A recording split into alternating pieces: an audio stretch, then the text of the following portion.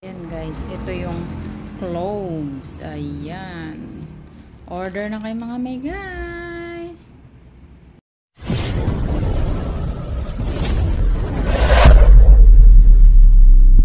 Nakakaalam sa benepisyo ng ito ha, marami nagtatanong, ano ba ang tawag nito sa atin dyan sa Pilipinas? O, hanapin nyo, nandyan sa may mga malalaking grocery store, ang nakalagay dyan sa kanyang pack, clavo de comer.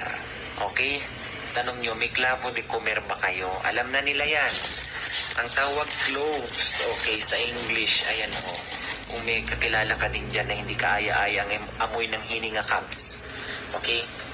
Pwedeng makapag-refresh ito sa hininga nila. Hindi lang yan. Ito ay maganda sa mga diabetic din. Kasi pinapataas niya yung sensitivity mo sa sugar. Hindi lang yan. Kung gusto nyo din makatulog ng maayos, ayan, ganito lang gagawin mo. Kumuha ka ng 1, 2, 3, 4, 5. O, 5 piraso, ganyan lang katipid gamitin to cups, ha? Lagay mo sa tubig.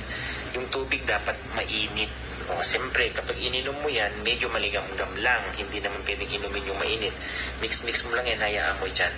Masarap ang tulog mo dyan, cups. Hindi lang yan. Maganda din ito sa ating mga digestive system. Okay?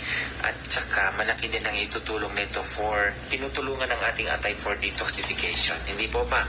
Dahil sa kanyang tagline na or properties na kung tawagin ay mataas kasi ang eugenol nito, cups. Walang ibang mas mataas ang eugenol sa lahat ng mga herbs except ito lang, clove ang nangunguna, cups. Okay? Malaki na itutulong yan. Nasa inyo po yan ha kung gusto nyong gawin. Sobrang bango po nito.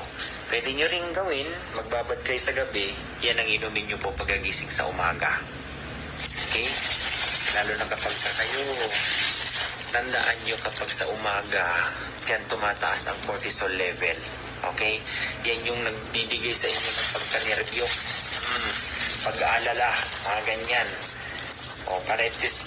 Sa umaga kasi umaatake ang mataas ang BP. Yan ang ginagawa niyan. Para pababain. Okay? So, simpleng remedy lang yan, cups, na ito lang ang katapat. Okay? Ulitin ko, ang tawag yan sa atin, clavo de comer. Hanapin mo na yan. Okay? So, ayan ang share ko sa inyo guys. Thanks for watching.